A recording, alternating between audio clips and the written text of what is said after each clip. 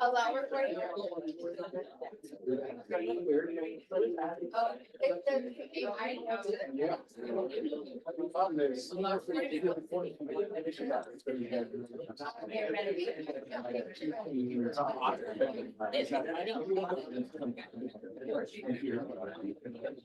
Well, they could give a call.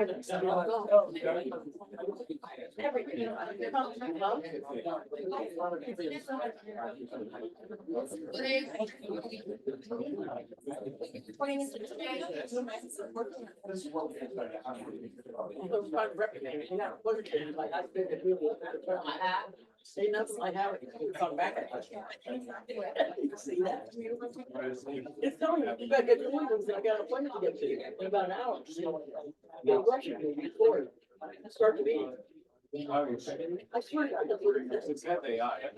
It says at 5, it says start the meeting, you gotta be in for an hour. That's their first problem.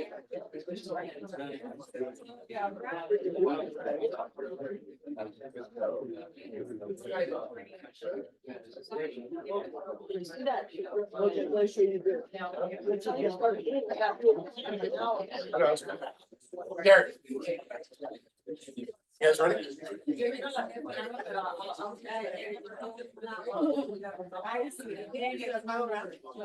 Really need a microphone? No, I meant to. You really need a microphone. Yeah, I know. I think they can still hear. Ready? All right, good morning, everybody. Welcome today. I'm gonna have everybody please stand. Let's do the flag salute real quick. If somebody kill the music. Salute, pledge. I pledge allegiance to the flag of the United States of America and to the republic for which it stands, one nation under God, indivisible, with liberty and justice for all. Hoorah! All right. Man, guess the change is coming on, right? So big day. Last time this happened was this big of a deal was back in 2002. Anybody know what happened in 2002? They changed the whole contract. They changed it. They went from the passive method of removal of contingencies to the active method. That's when we first introduced the notice of perform. And nobody knew what the hell they were doing. Right? And deals were lost. And so it's a learning curve. So don't be afraid of what the changes. I don't think these changes are that dramatic. So, but I want to have a couple introductions. I want to do first our past president, 2020, 2021, Rhonda Newport. Rhonda, welcome. He holds the record for holding being the president for the longest. She was 18 months. So thank you, Rhonda, for being here. And we have the Tehachapi Association president, Terry Abels. Terry, welcome. All right. And then we want to thank Renee Redmond with First American Home Warranty for breakfast. Renee, thank you. And now, last but not least, our CEO, Derek Sprague. Derek, come on up. He's going to give us a little input on what's going on. Thank you, everybody. I think, while this is a big change, I think that for one, all of you being here doing the training, I think the folks that are actually taking the time to invest into what these things mean, it's not going to be, like Bill said, it's not going to be that big of a deal once this is off and running, but the ones that understand all this inside and out, can speak to it, can own it, are really going to be the ones that have success moving forward compared to those folks that just rely on some old habits. So here to answer any questions. I think the bulk of it. You heard from Gov yesterday. He knows way more than me, so I think you're probably ahead of me on a lot of this stuff. What I can tell you from the local association and from the MLS perspective is that in the MLS we'll be launching these changes on August 15th. So on August 15th, the offer of compensation field will be completely removed from the MLS. It'll actually be the night of August 14th, but when you wake up in the morning, it'll be there the morning of August 15th. So no offer of compensation. There's a lot of things that relate to compensation that all have to be changed at the same time. But the main thing here is that when you log in, there's not going to be that offer of compensation field. On the old listings, not going to have the opportunity to put it on new listings anyway. If you want to advertise, so you can still advertise concessions through the MLS. You just can't advertise concessions for a buyer representative. So if your seller says, hey, I want to offer concessions for closing costs, for repairs, or just in general, that's gonna go through the agent only remarks. We don't have a separate field to be able to put concessions in it. Kind of the way that operates right now, I think, in a lot of cases, you put that in the agent only remarks. So the agent only remarks are gonna be a landing place for anything that you're advertising. There's not gonna be, you will not be allowed, and it will be a fine and disciplinary action if you put in there. Buyer compensation, a bonus to buyer broker, anything like that, not gonna be allowed. And then same goes for the rules with requiring a buyer representation agreement. That will go into effect at the same time, so any buyers that you're working with will be required to get a buyer representation agreement signed.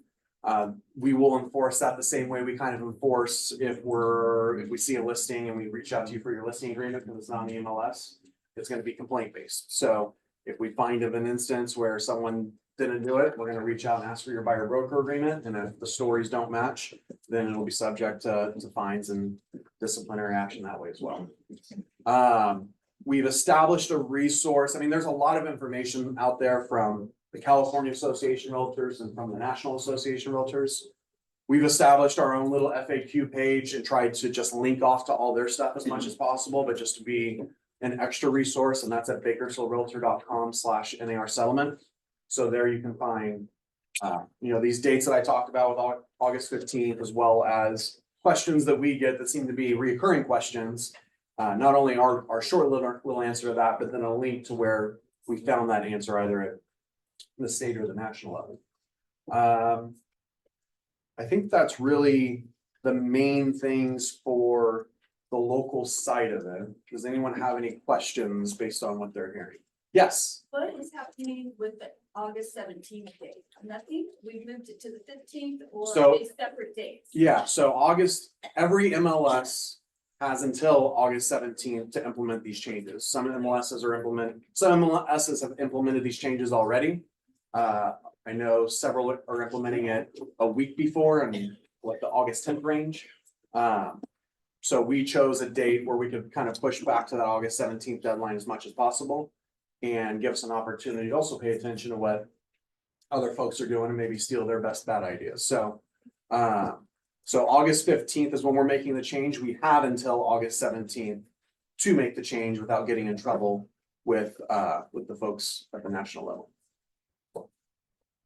So yesterday Gov was talking about being able to advertise that the seller is willing to consider offers that ask for payment of compensation to the buyer's agent. Are you saying that the MLS is not going to allow that?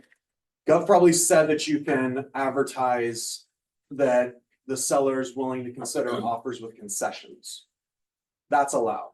If you say the seller's willing to consider offers where the buyer's asking for concessions, that's allowed. If you put in there the buyer's willing to consider offers where the buyer's asking for buyer broker concessions for the commission, that's not allowed. So as long as it's just a generic seller's willing to offer concessions, that's gonna be okay. But as soon as you say the seller's willing to consider paying for your buyer broker contract, that's not gonna be okay through the MLS. You can still pick up the phone and have that conversation, but Also, just they not won't through let the you MLS. state percentage or dollar value, it's just the rate. Say that again? They need to know that you can't state a dollar figure or percentage. You can only say concessions. That's what we were learning yesterday with Gov Hutchins. That's a Phil question. That's a No, I Phil know, Burris we man. yes, with Gov Hutchins, that's what I'm saying. No, so from my understanding is that you can, and correct me if I'm wrong, because you and I talked about this, and I think Tatsby was thinking about doing this. I don't know if we got president here, so maybe she can chime in a little bit. Where in the agent only remarks, the seller is willing to cooperate with the selling agent. And with that, just like you can't, so is that gonna be allowed at all? And no dollar figures, no percentage, just say concession, that's it. Yeah. I thought you said for up concessions. to 2.5%. No. No, They're not allowing it. So I mean, I'd say if you're saying the seller's willing to offer $5,000 for carpet and paint, I don't see that being an issue. If the seller's willing to offer, I mean, if it is a dollar amount, the first question I think for Bill is what standing do you have as the agent to be able to advertise that dollar amount? It's gotta be in writing, it's gotta be something specific. I know other MLSs started down this road of having a field with a percentage or a dollar amount and have ended up taking it away because of risk management purposes. So I think ultimately it's a risk management conversation. The thing we're looking for is not the dollar amount or the percentage. The thing we're looking for is whether it's focused on buyer broker compensation. I think, the key word was considered, if the MLS allowed it, or seller is considering to give the buyer concessions. I think that's what Governor Hutchins said, the key word that I got was. Yeah, consider. consider, Yeah. yeah. I mean, at the end of the day, it's, for us, it's about whether it's the buyer broker or not. Is the seller willing to offer concessions, or is the seller trying to pay for the buyer broker? If it mentions buyer broker compensation, that's where So the MLS is gonna allow that, our MLS. the MLS will allow generic statements about the seller considering concessions in an offer, But not including compensation. but not including Yeah, the compensation. words. And the landing place for that needs to be in the agent only remarks. The public remarks are specifically for the property characteristics. Some of the, I understand this is dynamic and now that the new agreement is out, it's fixed. But earlier guidance was that only the field in the MLS was going away. And you could advertise the compensation, website, flyers, etc. We address that a little bit in the room. Yeah, I mean, I'm just focused on what's in the MLS. So it's a broker's decision how they want to advertise. If the seller's willing to offer compensation, they can put that on their own website. You can put it on flyers, like you said. What we're focused on is that it doesn't flow through the MLS, that offer of compensation. So if you have an addendum where the seller is willing to pay a certain amount, whatever it is, that can go on stuff and you can have conversations about it. It just can't be on the MLS. So we can have a seller when we list. If we convince them that they should offer compensation, there is a place of either an addendum that we can say, how much are you willing? And they say, well, listen. Can't do that. So, but what about, so it's not like she's saying, that's not how we were taught. It's- It's not, where it's like a commercial where you would call the agent and say, hey, are they offering and how much? 1%, well, then you tell our buyers. It- Yeah, so what It's not like that. you gotta stay away from, this is where I got in an argument with that attorney from CAR. She's yelling at me, because I was trying to figure out a way to get it in there. Right, and you can't have any amount, you can't have any amount in your listing agreement, can't, because I said, well, additional terms, see, an addendum, compensation addendum, right? Can't do it, so, but, Compensation, so we can say, even though they might say, yeah, I'll pay up to 2%. Yeah. Yeah, you can't do that, yeah, you can't. Can you do it in a side agreement or a confirming email? No, stay away from doing that, guys, stay away from doing that. All right, so listen, this is what you gotta do, all right? You have that conversation with yourselves, listen, this is what's gonna happen, you're gonna have buyers out there that are gonna probably need some assistance. Right, you may end up having to cooperate, or pay some of that assistance. And when they do that, the buyer's agent's gonna put that in the offer, when they write the offer for the buyer, right? Because now the agent's gonna call you, right, as listening and say, hey, listen, are you willing to, help out? And then he says, yeah, my seller's agreed, put an offer together, I'll present it, see if they take it. That's the way you gotta address it, that's the way you gotta handle it. Can you tell the buyer's agent what the seller is willing to pay on the phone? I don't think you can, and the reason being is because it's kind of like, you're not supposed to say, when you get an offer on a house, right? And an agent calls you and says, what will the seller take? What are you supposed to say? We're not sure. We'll check with the seller. What are you supposed to say? We'll ask the The seller. listing price. I know for a fact they'll take the listing price.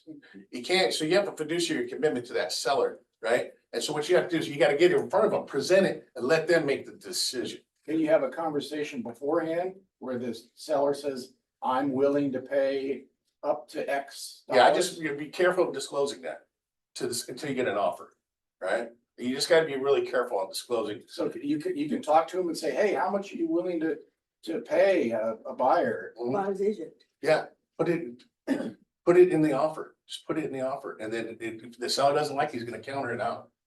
He's gonna counter it out. I know, but beforehand, when you're listing the property and you ask the seller, hey, are you gonna be willing to pay, for the buyer's agent's commission?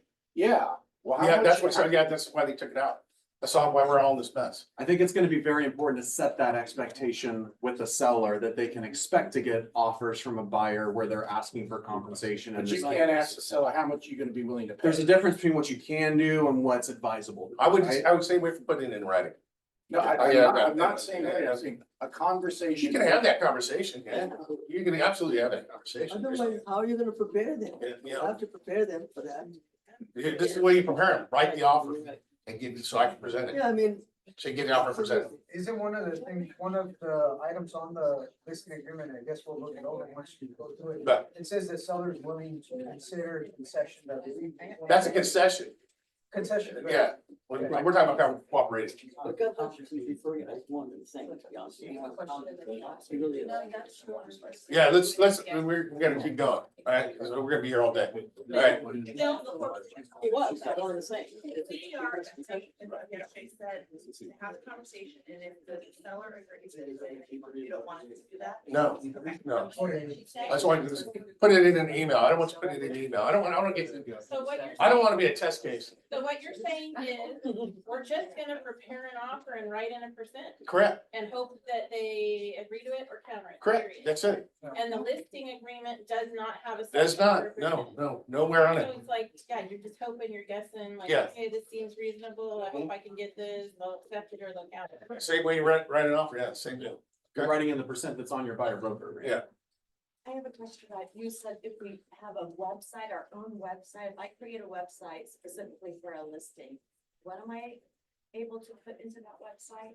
So again, what's advisable versus what's allowed. Technically, if there is like, if a broker's allowing you to go have a percentage in your contract, you can advertise that on your brokerage website. However, a lot of brokers have taken the position that that's the next thing that's going to be sought after. So They're gonna come after brokers. yeah. So I think in this case, like, yes, you might see some brokers who are advertising a cooperating broker compensation on their website, but they're also creating a target of themselves too, based on this environment. That's exactly what she told me. She said, I'll put the target on my back, so let's keep moving. Can you just? Hey, we gotta say it one more time. We gotta keep going. So what, I can just, real quick, the difference is, everybody, is the fact that now buyers have to negotiate the commissions, you have to respond for that, so as a seller's agent, you don't know what those buyer brokers, 5%, 2%, you don't know. Okay, but also in the contract that he's talking about, the listing, there's buyers that are gonna come to you, because the listing, and they don't have agent representation. That's the box where you can select, you can say to the seller, are you willing to pay me now to represent that buyer with no agent relationship? it's in the Because listing. now agreement, you're, too. that's right, so there's this whole. different Yeah, it's conversation. in the listing. That is the thing in the listing agreement that's saying, when you have a buyer comes to you, does not have an agent, they have no representation. Now you're saying, seller, because I need to be paid more, this is my. buyer." Correct. You agree to that in the listing, but you're not allowed to discuss price, dollars, nothing like that. Okay. Rhonda? Wanted Derek to repeat, he said something, I'm not sure everybody got it, but when you write your offer, and you have what you wanna contribute or whatever, if they want compensation fee, it should be the same as your CRBC. Right. Yeah, so if you're writing an offer and you're asking the seller to make a concession for the buyer broker commission, it should match whatever you've already signed a contract with that buyer for and contracted for the commission. All right, anybody? Do you have a chat question that you wanted to? You have a chat questions? What if the seller wants you to disclose the commission to the buyer's agent? I think we covered that. Yeah, we covered that. Yeah, all I right, can't do that. can't do that. Okay, If you have questions, you can reach out to me, reach out to Jamie, but probably call Bill first and work it through him and then we'll go from there. all right, Derek, thank you very much. Appreciate you, man. Keep up the fight. Derek's great. All right, hey, if you haven't done so, please scan in the QR code, so I let the DRE know that I had training on this.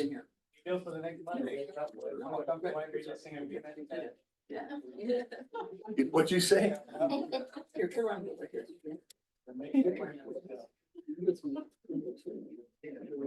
All right.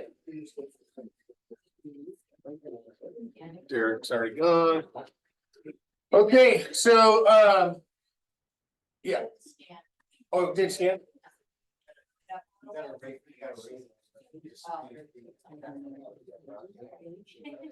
Hey, what's going on in here?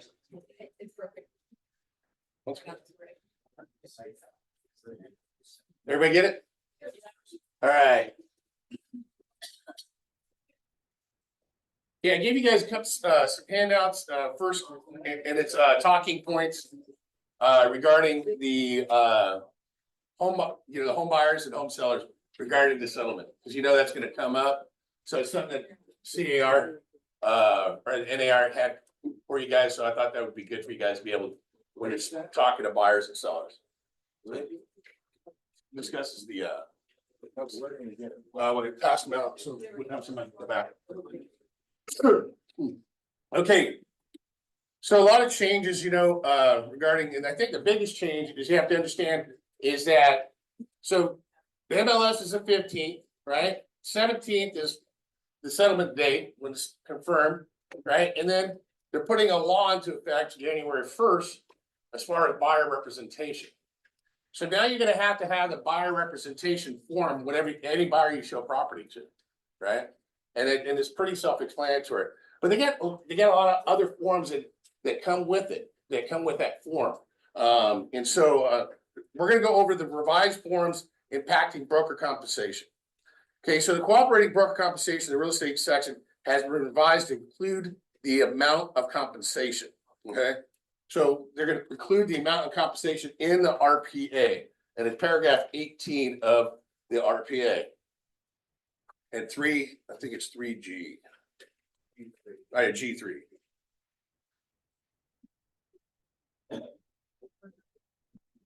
Okay. So that's a change in the RPA.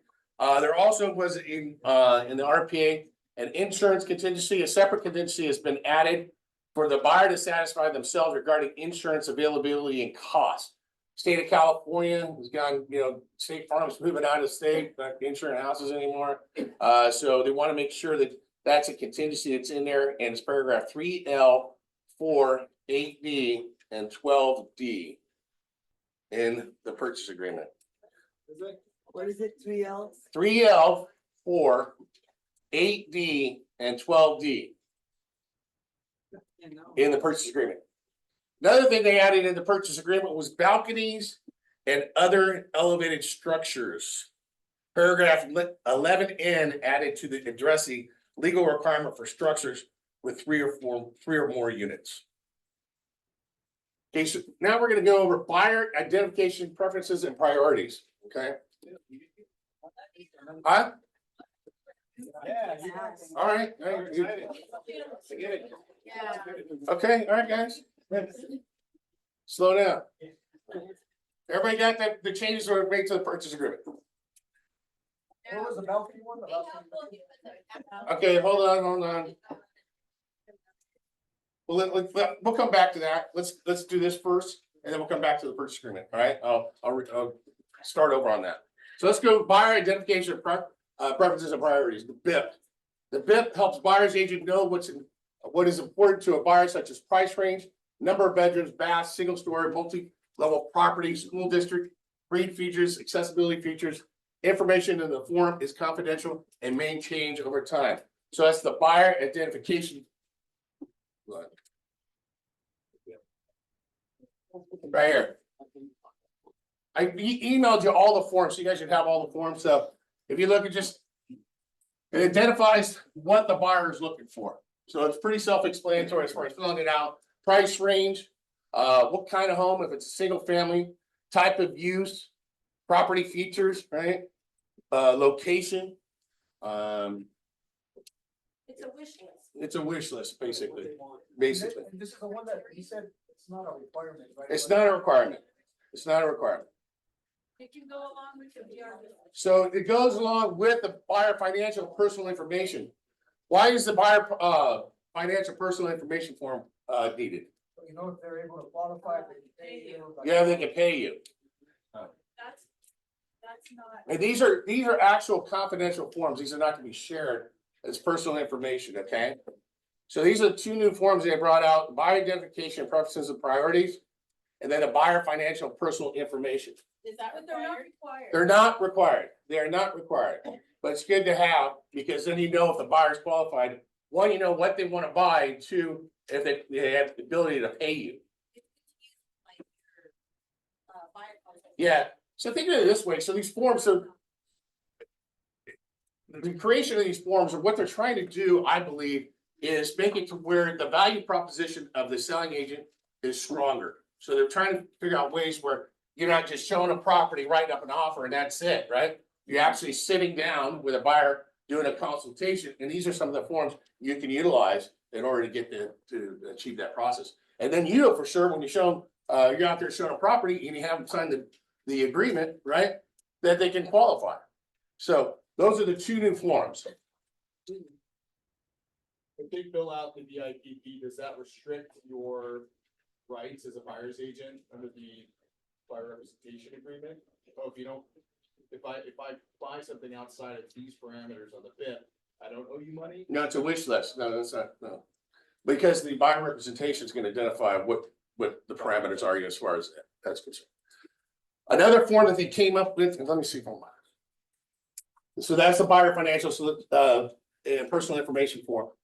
So let's reiterate, the form helps the buyer agent assess the buyer's qualifications for the property buyer wants to purchase. Factors include amount and source of down payment, maximum loan amount, type of financing, and whether a buyer currently rents or owns, whether a buyer has experience with a property or a buyer is a real estate licensee. The information on the form is confidential. Forms are provided with a PRBC within 5 days. And here's the financial information. So you can see here goes the property information, right? Other financial information, personal information, and the confidentiality, and they sign it. Pretty self-explanatory, but it's part of the buyer process. Very good. Okay, broker compensation advisor. This is going to be required. This would be a required form for us in the office, and so, and the broker compensation advisory. This is one-page form, explains how brokers can get paid in the transaction. Listing agreements, paragraph 1 discusses the seller side of the transaction and how payments to listing brokers do not get shared with buyer's reputation agreements. Paragraph 2 discusses the obligation to have a written compensation agreement with a buyer. Paragraph 3 addresses the way buyer's broker may be paid. The two primary options are: 1, the buyer pays directly; 2, the seller pays pursuant to a term in a purchase agreement or single party agreement if the seller is unrepresented. If the seller is unrepresented. Is everybody clear on that? And so it's basically 2-page form, and it goes over the compensation. So this will be required in all purchases. Can you send us the slide summaries? Yeah, I will. Yeah. All right. Question, is it required with the listing agreement? Yes. Yes. Yes. Correct. Both sides. It's automatically attached to the RPC, the RLA, and Okay, next. There's the advisory seller.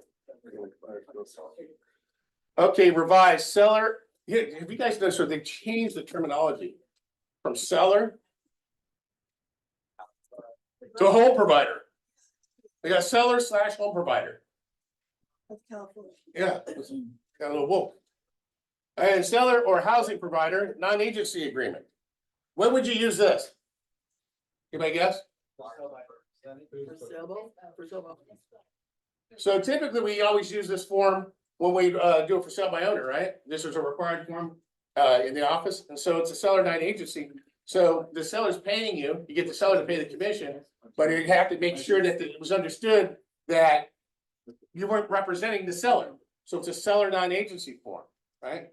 And so that was used during for sale by owners mostly, when we represented for sale by owners. Why is this form important?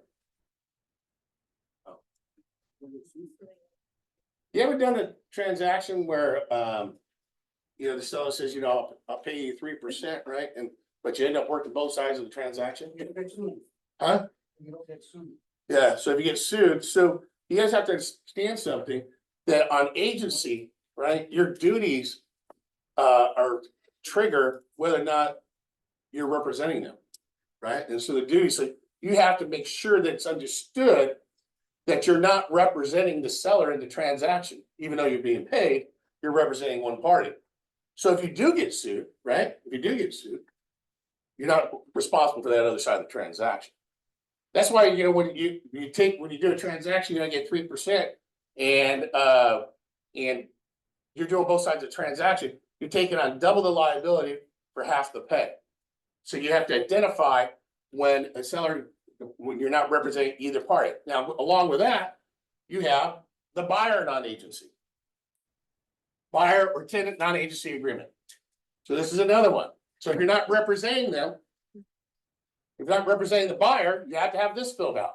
So if you're just representing the seller. So when you have a transaction, you have a listing. And a buyer comes up to you and says, hey, I don't want any representation. All right, and then you have them sign this. This must be signed. The buyer non-agency. Okay? So make it perfectly clear. So now your duties are gonna be more precise. You're gonna have to be able to identify your duties and what you're liable for. So the agency agreements is huge, right? That's an agency. What's the number one form you get signed whenever you meet with somebody? First form, agency disclosure. And what happens when you put an agreement together? What do you do with that agency? You confirm it. You confirm the relationship. That's huge. Yeah. I know we do it all the time, so you know, it gets glossed over, but it's a huge factor in litigation, transaction litigation, is agency. What essentially were your duties in that transaction? And did you uphold your duties in that transaction? Anybody guess what the first form is that the attorney will subpoena when the lawsuit takes place? Huh? Transfer disclosure statement. Transfer disclosure statement. Huh? Because they want to make sure you did your job. You got to prove that you stepped foot in that place. You did a diligent visual inspection. Yeah, well, you have the AVID, AVID is not required by law. I require it as your broker because I want to make sure you're doing your job. And so the TDS, that box you marked says see attached AVID, that's a requirement I made. The TDS is required by law. So they're gonna subpoena that TDS along with the AVID, make sure you do it. And think about it this way, and I want you guys to really hit home. Picture yourself sitting on a stand, right? Sitting on a stand, and you got an attorney, and his sole job is to make you look stupid, right? And so you have to defend that TDS. So every single time you do a diligent visual inspection, you have to defend it, right? Because that's the first document when there's a lawsuit, and I've been in a few lawsuits, that's the first document that they're gonna subpoena is that TDS, along with everything else, but. You know, that's why Glide, when you send it to them, I feel like they make so many mistakes if they're not watching over them. That's true. Yeah. Mhm. And then we think they're responsible, Mhm. but you're saying the agent's responsible even though they filled it out on Glide? The AVID, right? Yeah, the AVID. Yeah, The TDS. not the TDS. you don't- Well, the TDS, but if I didn't require the AVID, there would be the TDS. So the TDS along with the AVID because it's attached. So once you mark that box, see attached AVID. So now the AVID becomes part of the TDS. And we're not supposed to complete the TDS on behalf of our client. Heck, no. You'll get in trouble that way. I'll tell you a great story. I had an agent once that filled out the TDS and MLS, right? And an agent that worked for me was looking for a house, right? And it was her brother. It was Judy Miller, her brother. Judy's brother said, I want a house in the Northwest, no septic tank.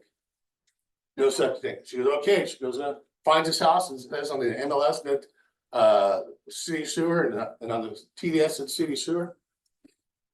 About a year goes by and he comes home and there's a septic truck in the neighbor's yard. He goes, what's going on over here? He goes, oh, my septic don't flow. He goes, man, I'm glad I'm on sewer. He goes, you know, sewer. You're on a septic tank, right? And we find out that agent filled out that information and was responsible for that septic until that person moved. So don't ever fill out a TDS. So are these two forms, are they just for sale by owner or are they? No, so see, you got a listing, so now you're gonna take a listing today, right? Okay. And on that listing, the only compensation on that listing is for the listing side, right? It's not for the buyer side. So you get a call from a buyer, goes, hey, I wanna see this house, right? and the buyer says, I don't want any representation, right?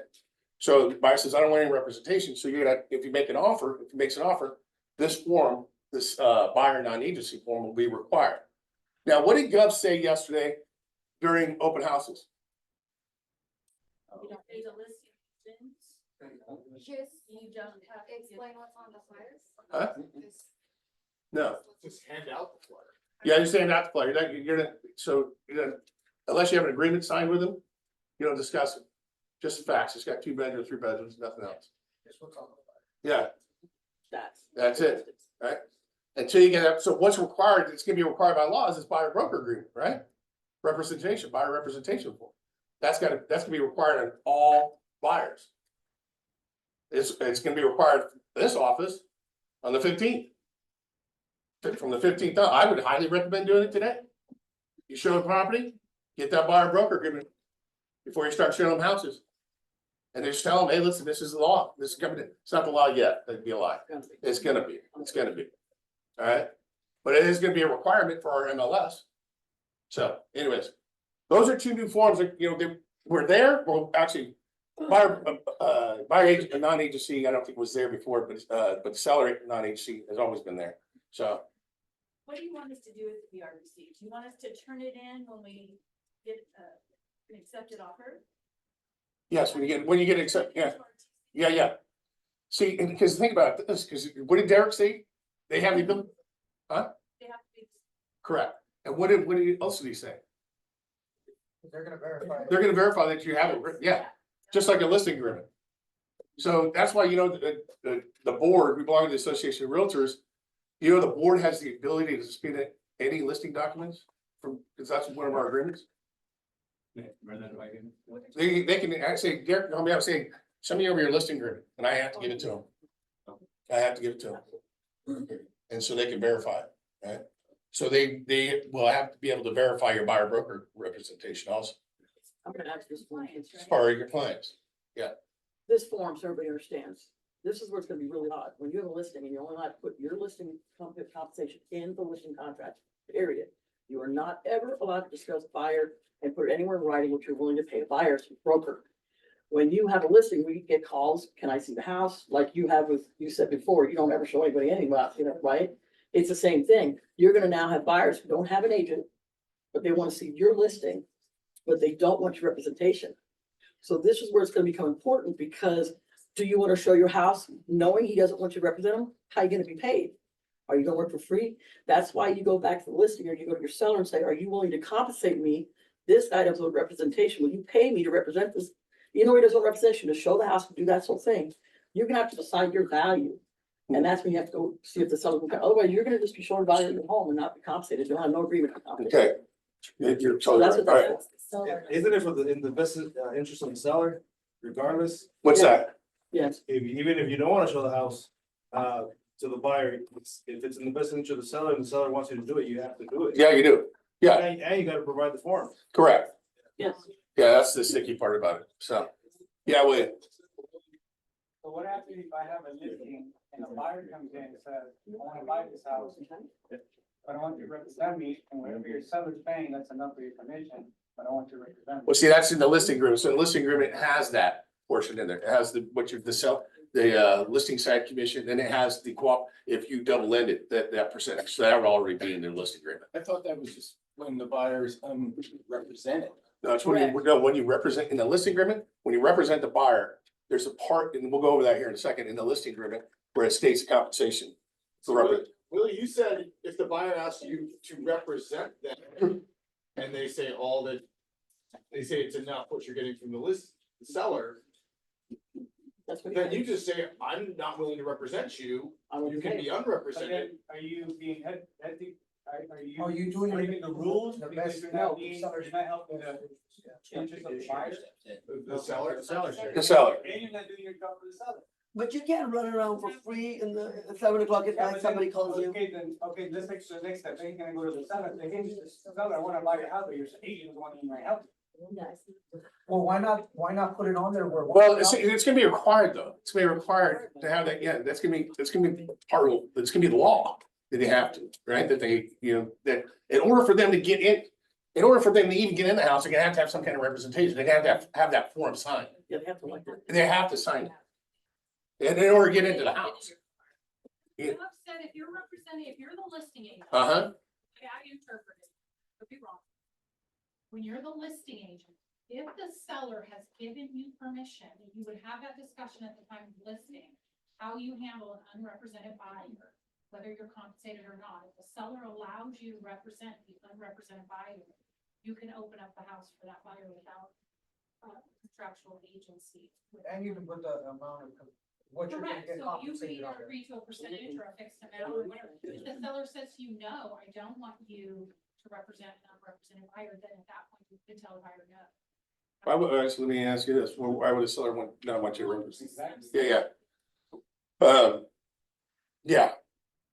So. This is gonna be, a learning curve as far as, how this thing works, right? Right? It's definitely gonna be, and everybody's gonna have to adjust, so this is the way it is today, so let's go from there. All right, buyer representation and broker compensation agreement. Okay, here we go.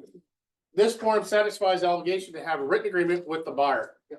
The property to be acquired defaults to single-family home, condo, or mobile home with options for multifamily and other types. A general location of the property, either city or county, needs to be specified. Buyer preferences can be specified in paragraph 2C by attaching identification of preferences, which we went over the BIP. Buyer's broker's compensation is specified in paragraph 2E. The broker may receive payments from seller that are credited against the buyer's obligation. Broker not allowed to receive any overage. Financial and personal information can identify if buyer lacks funds to pay or is not allowed to pay broker. An explanation reference in paragraph 9B of consequences. Buyer advised of risk of signing representation agreements with different brokers. Confirmation of compensation. Reinsert compensation obligation on the same page as the buyer's signature. So only last page of the BRBC is needed to provide to seller as proof in case buyer asks the seller to pay buyer's broker in purchase agreement. So. Yeah, Only last page is given with the offer. yeah, I did to show compensation. So if you, let's take a look at it. So everybody pull it up on the computer. Whether it's Michigan. Page, on the last page, therefore you show the last page to the agent that you're asking for them to pay that compensation. So this is the last page, so it says confirmation of compensation, identifies the compensation. So you don't have to give the last page as far as compensation. What was another thing you said on there too, that's kind of interesting too? About the overage. Yeah. So if your agreement says 2.5, right? If you negotiate with your buyer, you're gonna get 1%, the seller's gonna pay, you cannot take excess. Correct. So you can't, so if your agreement says, if you get an agreement with the buyer and say, hey, listen, 1% I'll represent you, then when you go to the seller, right, and try and get them to pay your commission, Just for example, new construction, people say they'll pay 2.5, that's a good example. what's that? New construction is a good example, they'll pay 2.5. Yeah. You can't get paid more than what you agreed with the buyer, But you can get less. that's right. Can't get less. Does everybody understand that? You can get more, I mean. Okay, so you have a buyer broker agreement, right? The compensation and the buyer broker agreement, right? And you state that in that agreement, that this buyer was willing to pay you 1.5%. 1.5%. You can't go to the seller, right? With the buyer's offer and ask for 2.5. You only get the 1.5, all right? So. Correct. Yeah, So all right. the next question is, Yeah, so you brought up a valid point. So let's say you got an agreement with a buyer at 2.5%, right? And the seller says, hey, I'm only paying you 1.5, then the buyer would have to make up that difference. Or you can come down. Yeah, you don't have to exercise it, but they're on the hook for it, so. Strategically, can you go in at 3? Yes. Then Yeah. I mean, that's what we should all be doing. Oh, yeah, so hey, brought up a valid point. Nobody's better be putting 1. Right? Nobody better be putting what? Yeah, we're gonna set it at 3 and let the buyer know, hey, listen, if it's a difference, we'll adjust, all right? So you can have that discussion with the buyer that, hey, you're gonna agree to pay 3, but if the seller's only willing to pay 2, don't worry about it, we'll just take 2. Yes, that's a conversation, yeah. Dahlia, Have that conversation, but there's a lot of buyers that wanna see it on the contract, so where Exactly, yeah. we write it. it states it right there in the agreement that they don't have to take the, yeah. Yeah. Okay, is everybody crystal clear? Yeah, Martha, Even though it doesn't happen very often, how much information are you now allowed to give? I guess what's advertised on the flyer, you know? You know, what's, you advertise listing price, you know, number of bedrooms, bathrooms, you still have that on, I mean, you still do that, but nothing more. Yeah. Yeah, I mean, stuff like that, I think you would stay away from, right? It's all over Zillow and everything. Yeah, Zillow has it on there too, right? Yeah, I mean, if it's public knowledge, I mean, you can look it up on a flyer, you know, Zillow, then disclose that, but other than that, you know, I'd stay away from that, get that agreement signed, yes. Is Watson gonna have a stand on whether you want it exclusive or not exclusive for the BRBC? Yeah, she brought up a valid point, exclusive or non-exclusive, what kind of listings do we get? So I would I'd say exclusive, exclusive. On Yeah. what form? Huh? On the BRBC, so do you have non-exclusive and you have exclusive? Do you know the difference? Everybody knows the difference, right? Yes. Okay, so you don't wanna have a non-exclusive, they're out there shopping, right? So you wanna get an exclusive, right? Now more than ever, you wanna make sure you get an exclusive on that buyer broker agreement. Willie just had a good question. You know how Watson's always said, so this commissions better be equal. If you're taking 2.5, you better get 2.5 on the other side. We don't do that. Well, we accept 3 and we pay the buyer. 2. Correct. So it's been equal? Well, now that's off the table, right? It's off the table. Buyer, whatever. Yeah. No. All right, yes, So on the buyer representation, so let's say that they offer 2.5%, but you're asking 3, where is the modification? Do we do like a modification on the buyer broker agreement? yeah, on the buyer broker agreement, we did the modification. There's like an attachment. Well, so you have seller, yeah, there's another form, we have seller payment to buyer's broker, everybody have a copy of that? It's called seller payment to buyer's broker. It's in the forms I gave you. So you utilize this form. Huh?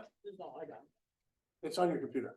I said, hey, you know, okay, so the seller payment to buyer's broker, right? The amount rate is, real estate commission is not fixed by law. Everybody knows they are set by each broker individually and may be negotiable between seller and buyer. Do I have that on there? Where it's coming. Acronym? Yeah, SPB. SPBB. Okay, and this is the seller's, what the seller's gonna pay the buyer's broker. This form, utilize this form. Can't, So- you can't, and when you take a list, you can't. No. I'm sorry, you can't or can't? No, we take, it's just for this purchase, for when they purchase. Yeah, Yeah, because that was the whole question. yeah, so you have, this is for the purchase, Not when you list. not when you list, no, this is not a listing document. It's required. It's remote, yeah, you're gonna, this is how you get paid. Unless you don't wanna get paid. Everybody understand that, right? Really quick, G3 and automatically comes up. Yeah, okay, yeah, BC speaks to a buyer broker relationship. But what if they wanna jump around and sleep around the brokerage and go run around with 10 different Watson agents? How do we enforce that internally? well, that's me, alright, so, so you guys, listen, we can have side conversations, alright, we'd be here all day. So he brought up a valid point. Say Rhonda's working with the buyer, and Rhonda, gets a buyer broker agreement signed, and she's walking, and she's showing them houses, and all of a sudden, they go on to Zillow, right? And they get another agent on Zillow that works at Watson. What happens in that case? They should still be obligated regardless. I'll be, cause that's why the agreement is dated and signed, so I'll look at that agreement and go, yeah, that's the way it works. And everybody should be okay with that. But that's why you do exclusive, that's why you have. Yeah, that's right. Well, the exclusivity doesn't have to do with the agent, it deals with the brokerage, right? That's true. Yeah, so it has nothing to do with the agent, it has to do with the brokerage. It's a buyer broker representation agreement. So I can show buyer Technically, you could, and make the buyer get paid. I'm not gonna let you do that, I think that's. Technically, you could. you could, you totally can. It could, but hey, it's not gonna happen. It's not gonna happen. If Ron has got a broker agreement, right, it's gonna bill.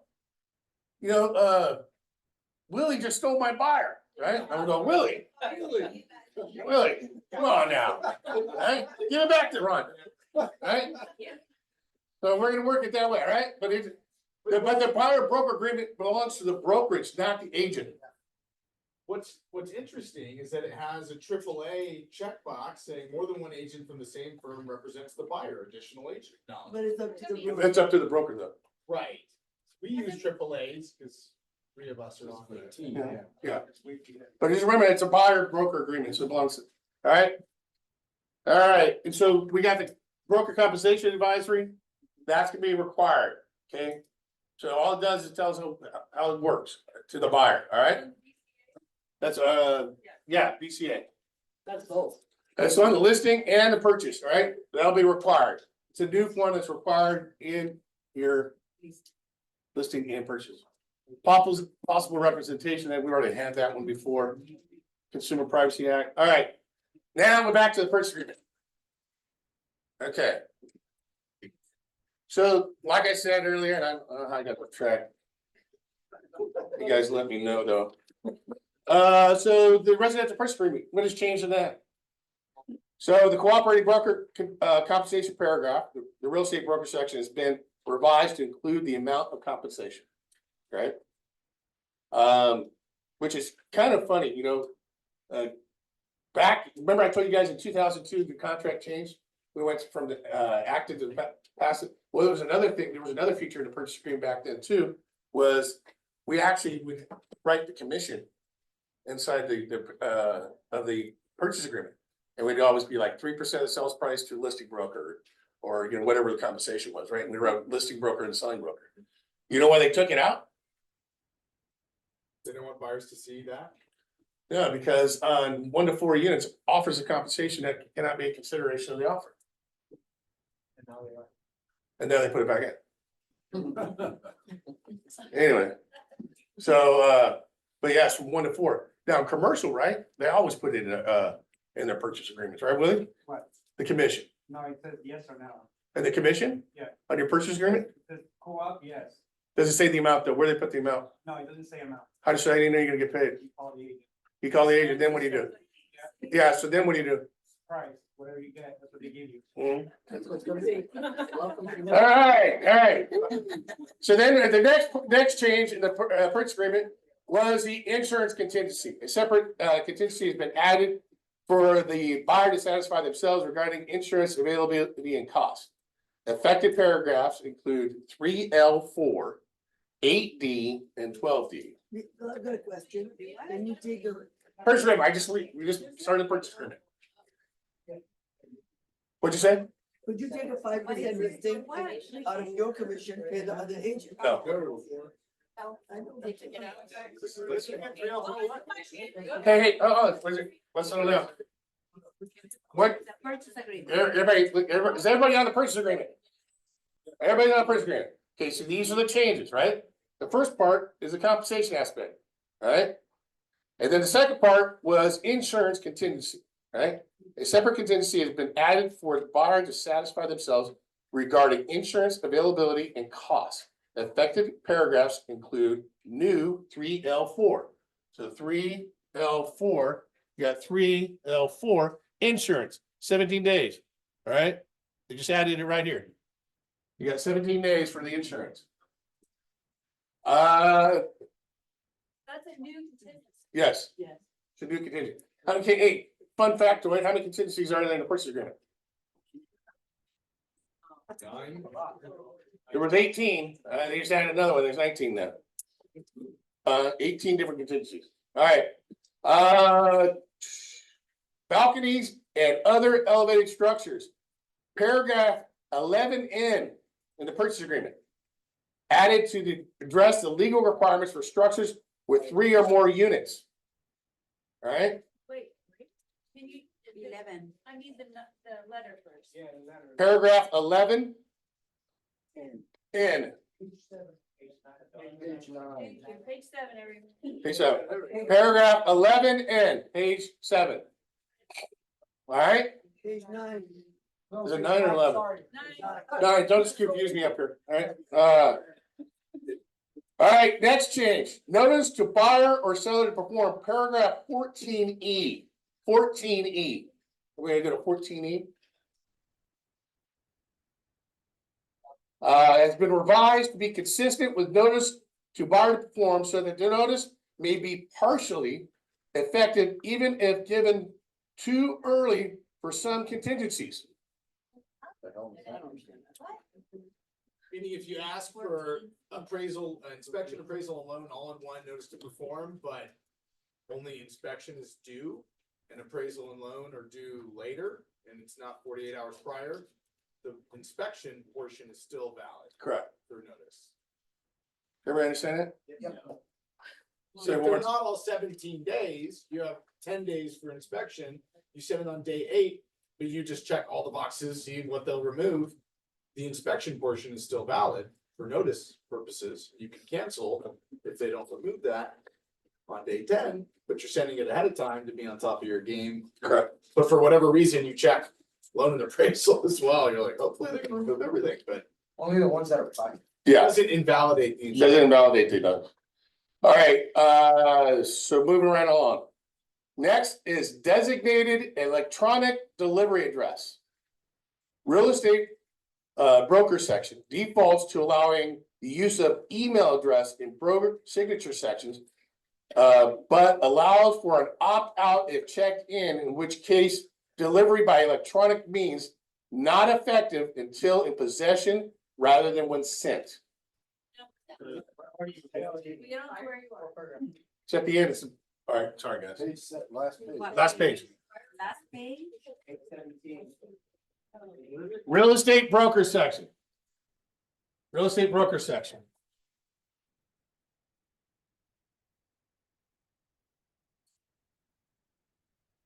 And it says designated electronic delivery address to be filled out by seller's agent, email or attached DEDA.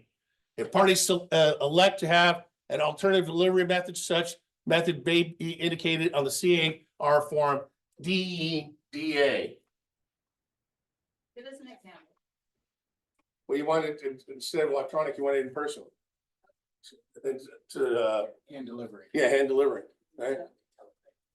So- Those LA agents real quick. Yeah, no, So DEA is for in person? yeah, you can change the method of delivery, Okay. all right? Okay, is everybody good there? Those are the only changes made to the purchase agreement. All right? All right, now, the coup de grace. Let's go to the listing agreement. Everybody move to the listing agreement? Quite frankly, listing agreement didn't have that many changes.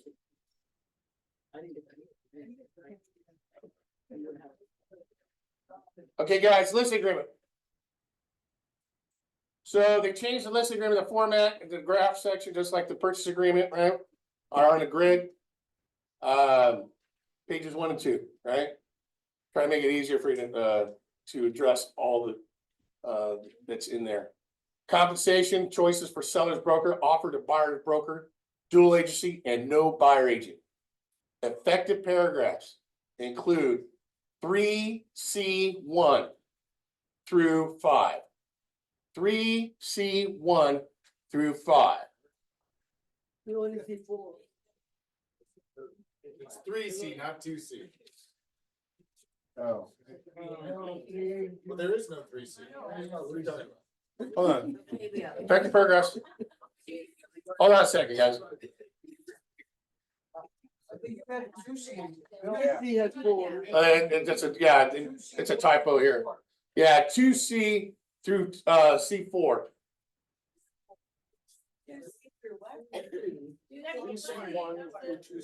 C1, 2, 3, and 4.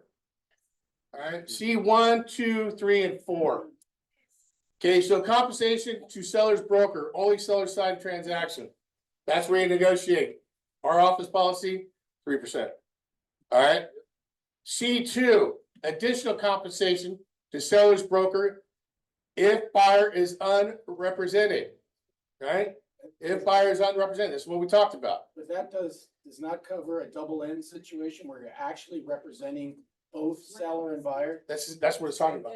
I thought Gov was saying, Huh? Gov, I don't wanna be represented. hold on. Okay, so additional compensation to seller's broker. Right? If they're not represented by another broker. Right? So now they come in, so now the buyer comes in and the seller said, hey, listen, if you represent a buyer, I'm gonna pay you a commission. No. Oh, that's not, yeah. Gov was, Gov- That's- That's totally different. But that's if we don't have this filled out.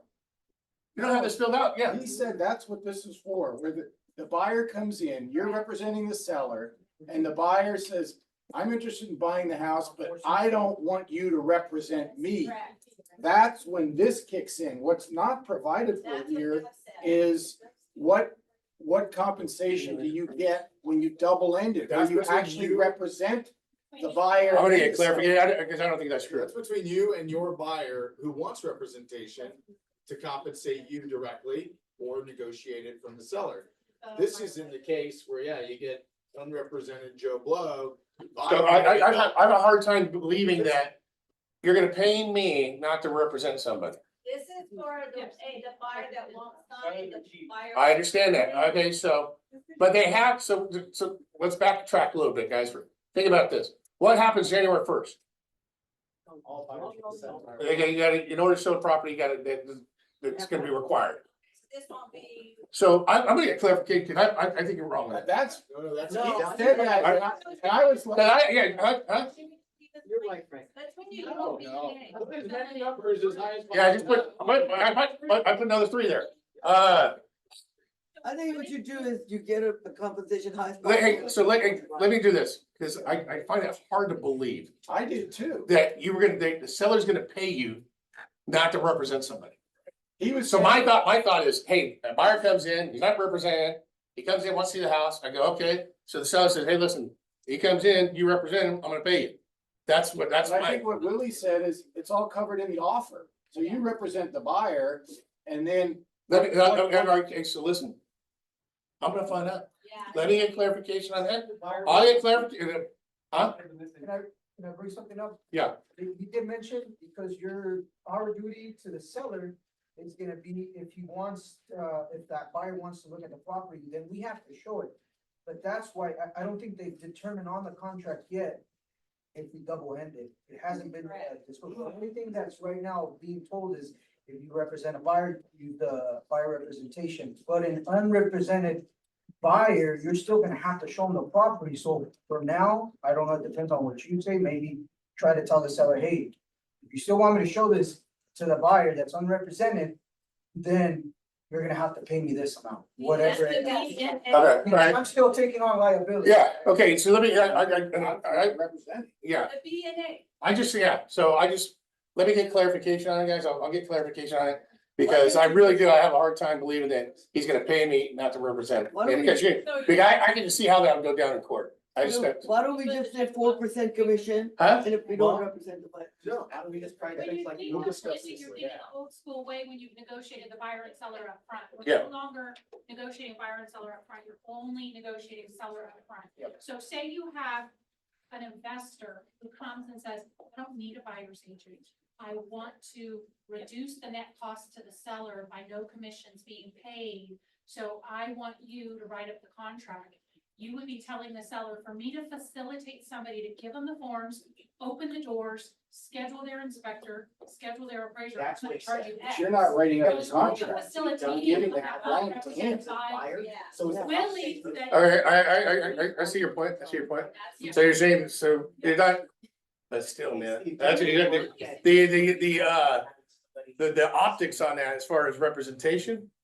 That's I what can you just- saving the whole point of the renegotiation of the commission of now, in theory, you might be saving that seller some commission that never had to be paid by a buyer who didn't want that representation. So if that was the case, then you'd have to get buyers down to agency signed, you have to, Correct. all right. I wanna get more clarification on it, so I can give you guys a good information, so hold off on that right now, all right? Seller understands that. We should call it the Forum Library Access Fee. I gotta call that lady again, that yelled at me. All right, the new form broker compensation advisory, which we just went over, was created for explaining how compensation works in real estate transactions. So those are the changes that affect compensation and representation. I'm gonna send out, there's 3 or 4. Oh, sorry. Continuation of right to compensate for brokers identified prospective buyers. That's nothing new, is it? No, same clause. And seller obligation to pay previous brokers. All right. You gotta make sure they don't have a previous agreement. Or if you do, you gotta identify it in there. That's simple. So those are the changes in the listing agreement. There's a lot of changes. We'll have continuing training on this as things come down the pipe. They still, the 17th is when the lawsuit is settled or, and ratified.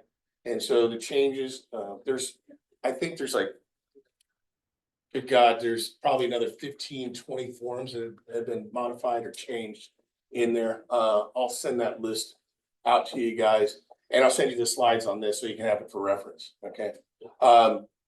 My advice to you guys is this, right? Stay informed. It's funny, I was talking to Doreen, I go, hey. She goes, oh, Derek Sprague's gonna be here? I go, you didn't listen to my voicemail? I didn't. Because Oh, why did I do the voicemail? I know, but I. Everybody should be listening to my voice. I'll do the voicemail very I often. have my buddy here. Alright, listen to my voicemail, because it's got good information, alright? Yeah. I don't like to hear myself talk all the time, so anyways, but we stay informed. This is great right here, right here. This is a good showing today, right?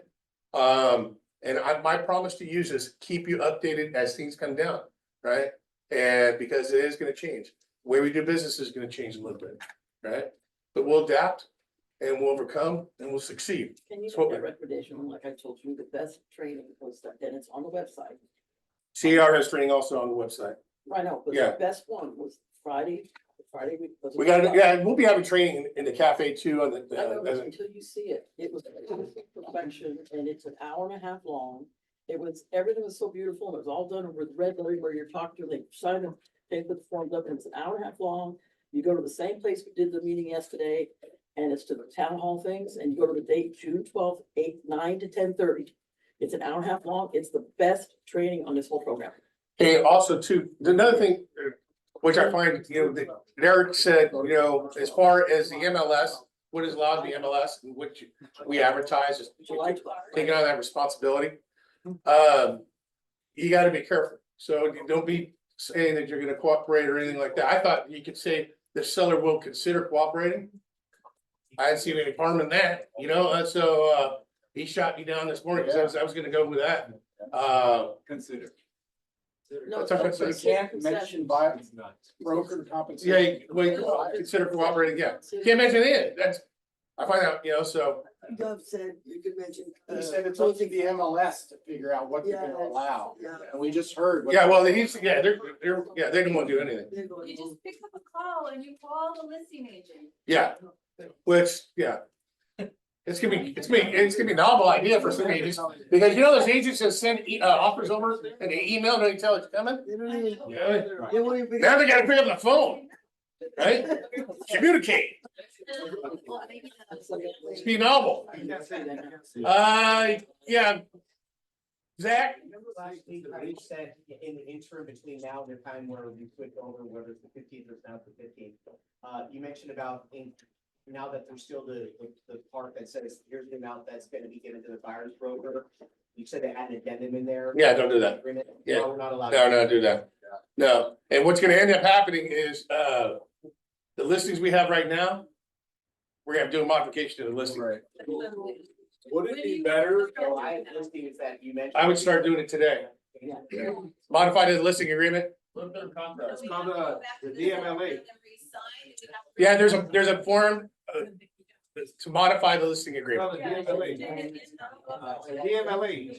Say it again. DMLA. DLMA. DMLA. Yeah, modification listing agreement. What if they're under contract? Huh? That's what that is. So, cause you're modifying it. You gotta modify it. Yeah. Like if you're pending an escrow. Huh? You're pending an escrow. You're good. So, You're if good. it closes before the 15th, do we have to mess with it? No, Only if it's on the market. no. All right, well, everything you got on contract right now, it's gonna close the way it is. Everything you got on contract right now is gonna close the way it is. All right, it's gonna be a transition period, so. But yeah, everything you got going on right now, it's gonna close, yeah. It's not, cause yeah, think about it. It does, it's the lawsuit is ratified on the 17th, but the law is not there yet, you know, the law is not there yet, so. There's gonna be a transition period, so everything's gonna close out the way it is right now, so. Is it preferable to modify it or to get a brand new agreement? Well, I mean, if you get more time. Right? I mean, that'd be a good way to get more time. Or you don't wanna get a reading the guy that. Or, you know, yeah. I don't get your listing. No. Yeah, I think it's best when you're taking your listing agreements, everyone, just explain to your sellers that you may have to come back and they have to. Yeah, but that's now. We're all learning now. Just be upfront and clear with. yeah. And so that's why I give you guys those handouts. Here's those handouts. I give you the handouts regarding the whole thing regarding the lawsuit. That's a talking point. That's a great talking point, you know, so the NAR put out. All right. Does anybody have any more questions? Do you think these dates are in stone, that it's all gonna? Yeah, thanks for starting. Yeah. Do you think savvy sellers are gonna not accept offers until this goes into effect? No, No, come on. no, the sellers still want to sell. Yeah, we're like, all right, hey, hold on, guys, let's not talk over each other. I'm gonna let you guys go here in a second.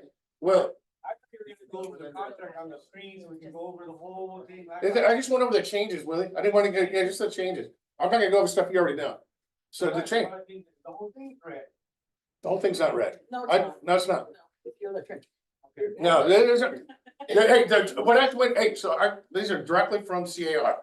What I told you the changes were, those are the only changes. Okay? Got 1,000 questions there that trying to ask me stuff. Sound is very low. They were asking about what verbiage that they use the DHL and the form. There's two classes again. Huh? Hold on a second. Hey, guys, listen up. See, we got questions. And as a compulsory for visitors to sign an open house, non-agents will form. They can't force them. Can't force them. Desiree, this is confusing. Yes, it is. Because we are supposed to have representation with a buyer, but here is a loophole to show homes to an unrepresented buyer. Yes. So if you show your listing, you don't need representation. But the law is to represent all buyers, but there is a box that says the seller, if unrepresented buyer, you have to. No. No. Seller can't force real estate free. No. I hope this is recorded. Go back and rewatch. Yes, it's recorded. So now for the RLA doesn't have broker compensation anymore, do we put 0 in the MLS field? No, no. I mean, they're gonna take it out, just leave it in. I mean, it won't be a field after 17. Yes, his grandfather did. Does anyone know the answer to this question? What if it falls out of escrow? You can do, yeah, just do new contracts. If it's past. If it's past the listing agreement already, so. Past 50. What verbiage should we add to the listing modification? Already in the form. It's already in the form. D. All right, that's it. All right. All right, guys. A lot of information, all right, a lot of changes. Like I said, we're gonna adapt. Don't worry about it, and I'll keep you guys updated, all right? Thanks a lot for being here this morning. I appreciate it.